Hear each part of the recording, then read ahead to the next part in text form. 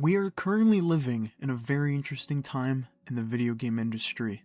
A lot of things have become very conflicting recently. I made a whole video about the Pokemon Fire Red and Leaf Green ports, and how this is really causing a lot of outroar in terms of people who are trying to do the ownership and piracy aspects for those games. However, today I also want to talk about the other big controversy. It is pretty much known that the big three had massive controversies in the past week.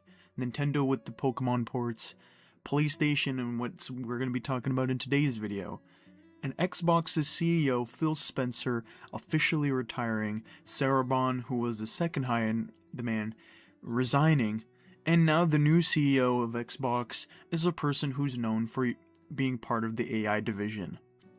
It is going to be a very interesting time in the video game industry and how we're going to move forward. But today I want to talk about a specific studio. A studio that was one of PlayStation's finest at making great remakes and remasters. A studio who knew how to really make remakes and remasters to the best of their ability. A studio that mastered this quality of video game creation. It's interesting to say the least. This studio had so much potential to do great things for PlayStation during the PlayStation 5 era. Instead, this studio met a cruel fate and a closure.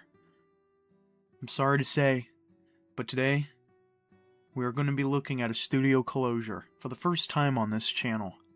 Today, we're going to be taking a look at one of PlayStation's biggest modern-day studio fumbles, Bluepoint Games.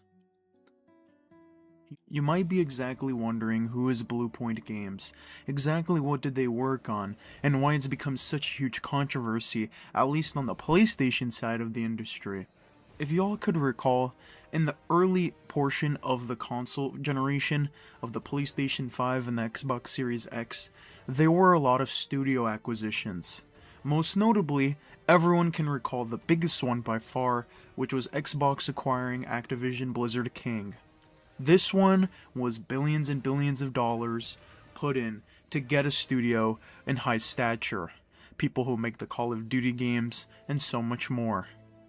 However, there's more than what meets the eye. These acquisitions automatically force them to partner with these big corporations in hopes that they can deliver on their platforms. Bluepoint Games has been around with PlayStation for quite a while, but they officially got acquired by PlayStation a bit after Demon's Souls released as a launch title for the PS5. But let's first go through the studio's history, as I think they have a lot that would really pop out to a lot of people as to why their closure has been a massive deal. First things first, let's start with what they started as. A lot of people might know this, but Bluepoint Studios is actually a bunch of people that came over from Retro Studios, the studios that is mainly known for working on the Metroid Prime series on the GameCube. Some of the members decided to leave and make a form of a studio of their own, which has caused the creation of Bluepoint Games in 2006. Founded, they decided to already make an interesting splash to start with their games in development. Their first game they ever released as a studio was Blast Factor. This game released on November 17th, 2006 in North America, and was actually the first game to publish as a PlayStation Network game. This was around the time PlayStation was really treading the waters with the PlayStation Network and what was capable of it, especially during the PS3. This game was a digital acquirement of $10, however it was a very interesting shooter game where the player pretty much controls an interesting craft pilot, as well as shooting through infected cells and using the weaponry provided to get around. This was an interesting and pretty cool shooter game that you could get for $10, and it was one of the first games to ever be included as a digital game that you could get through the PlayStation Network. This game would start something between PlayStation and Bluepoint Games, and you'll see exactly why I say this, because after this point, the rest of their games that they released were all on PlayStation, up until their closure.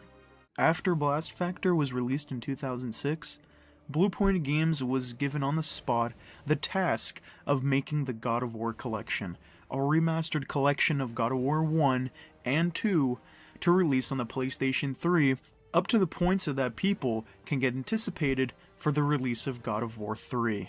This was a very impressive remastered collection.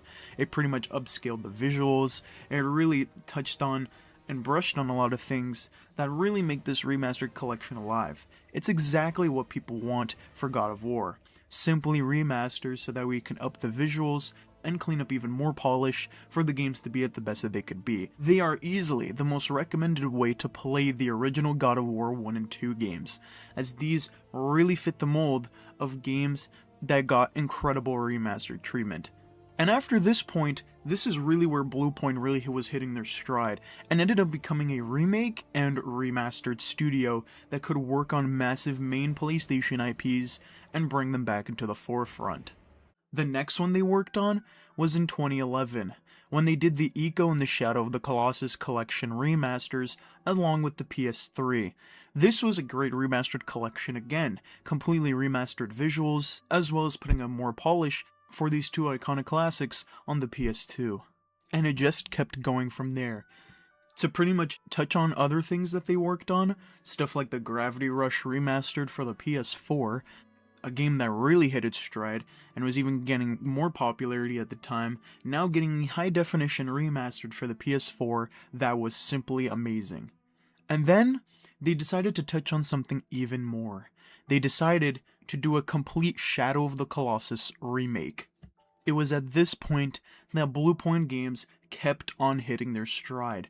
They kept making games, remasters and remakes that were completely high definition, and they were looked at as the pinnacle of the remake and remastered genre. The final game, sadly, that they worked on before their PlayStation acquisition was Demon's Souls. This was actually a fantastic remake, and probably became one of the best games they had released up to this point, being made as a launch title for the PlayStation 5. It's interesting, because Bluepoint Games up to this point had high recognition. They were looked at as the top of the pinnacle, the cream of the crop, when it came to remake and remasters. And now, let's talk about what led to their closure, because at this point, this is where things make no sense. PlayStation acquired Bluepoint Games officially as a partnered studio for them in 2021, officially boiling it down as them becoming a PlayStation studio, for them to work on games and to continue doing their high-definition remasters and remakes, at least that's what we all thought at the time, to continue doing this for Sony. Now, let's finally get into the tumultuous end to one of the most iconic studios for PlayStation during the PS3 and the PS4, and how the PS5 ended up becoming their demise. So like I was saying, Sony Interactive Entertainment for PlayStation acquired Bluepoint on September 30th, 2021, and immediately made them part of PlayStation Studios. Now this is where things get a bit rough. It has been years, and we still hadn't yet had a release from Bluepoint Games, and it was becoming apparent that they might have been working on something that took a couple years to make. And then that's when it hit us. PlayStation revealed that Bluepoint was actually working on a God of War live service game. Why in the world was a studio that had high-definition remakes and remasters all of a sudden working on a live service game that they were never accustomed to as a studio? And why they were given that task, especially for an IP like God of War. I'm sorry to say, but I just don't see how God of War as a IP can really work as a live service title. Maybe someone else can really tell me how it might have worked out and how they would have fleshed out the idea, but I really find it hard to grasp how God of War, especially as an IP, would have been able to work as a live service game. And in all honesty, this just proves more to me that PlayStation is very focused on just trying to get as much money as possible, which is fair, as obviously these companies have to make money in order to make the games, but this to me just seems like a money laundering scheme. They're specifically trying to make the most money they can by milking the God of War IP and turning it into another live service game. Like, that's really working out for PlayStation. Obviously, this has also caused an uproar on social media, with people bringing up noticeable other cancellation projects from PlayStation with some of their most iconic studios, and causing the closures of some of these studios. But Bluepoint Games was really the nail in the coffin. A studio that had high definition remasters and remakes under their belt. People who used to work for Metroid Prime and Retro Studios back in the day had a team that was on the top of the world. A continued PlayStation partner that was making these games in the best ways that you could possibly play them in modern times. Imagine telling people that there were ways that you could definitively play God of War, Ico and Shadow of the Colossus, Gravity Rush, and even the first Dark Souls. A game with that high a prestige, getting the remake that it did, and completely wiping the floor with what is possible with the remakes. Bluepoint Games had it all, and I feel very sad for the studio simply because they got dealt with a very insane hand. A hand of a live service game, something that they never worked on before or prior in their studio's history, and were forced to close due to this catastrophic fumble from PlayStation. I can't stress it enough, PlayStation have been making bizarre decisions, and it's getting to the point where I even have to bring up one of their more recent studio acquisitions and how they really have to hit it now. If y'all can recall, Marathon is releasing in a couple weeks. A upcoming multiplayer game made by one of the most iconic studios in the current landscape, Bungie. This is a huge deal because one of PlayStation's most recent and biggest acquisitions was the acquisition of Bungie, and it's looking like PlayStation is banking on Bungie to hit it hard. If this game somehow decides to fumble, I am completely scared of PlayStation's other partners. Because if they get dealt with the same fate that Bluepoint had, which is one of their top prestigious studios, I'm completely worried for studios like Bungie, who have a very massive and iconic history of incredible video games made for people alike in the shooter genre. I'm just curious to see what PlayStation is planning to do in the near future. I can't stress enough, they completely fumbled the bag with Bluepoint Games. This studio could have continued to make us remakes and remasters. Imagine if they were able to work on other IPs. And just in general, I find it a very interesting discussion point to talk about. This era of PlayStation has been bizarre. I feel like at times, they're getting completely blessed with the simple fact that people are just choosing them as the console hardware to also play their third-party games.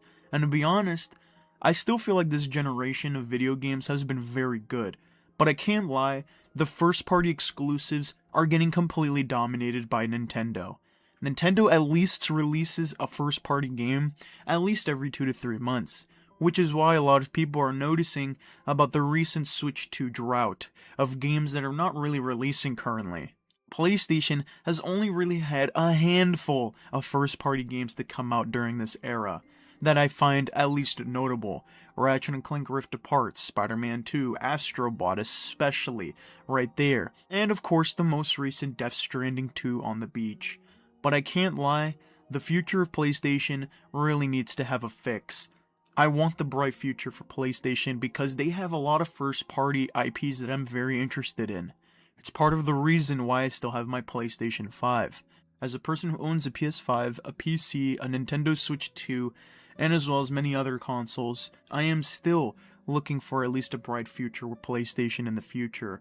But I can't lie, especially with the closure of Bluepoint Games, I need to be held into my optimism, because PlayStation just simply needs to prove it to us.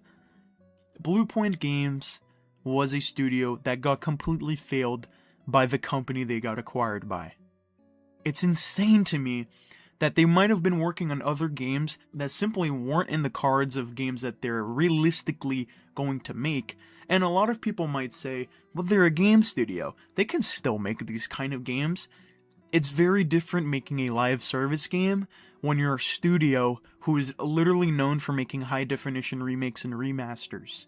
PlayStation should have given that certain game to be developed to another studio, not a studio known for only making remakes. I know that sounds weird, but you gotta put it in this perspective. Certain studios can make certain games. Bluepoint know how to master their craft in the certain games that they develop. It's not like it's out of the ordinary that because they were given a game completely out of their field, then now it caused catastrophic demise. And it's really all because of the team at the top of them. PlayStation. I can't lie, I really hope PlayStation has really reconsidered a lot of things after the closure of Bluepoint Games. Well, only time will tell. I still want to have optimism for the future of PlayStation, especially because they have the IPs to back it up. But they really need to prove it to all of us that PlayStation can still make the games that made us love them in the first place.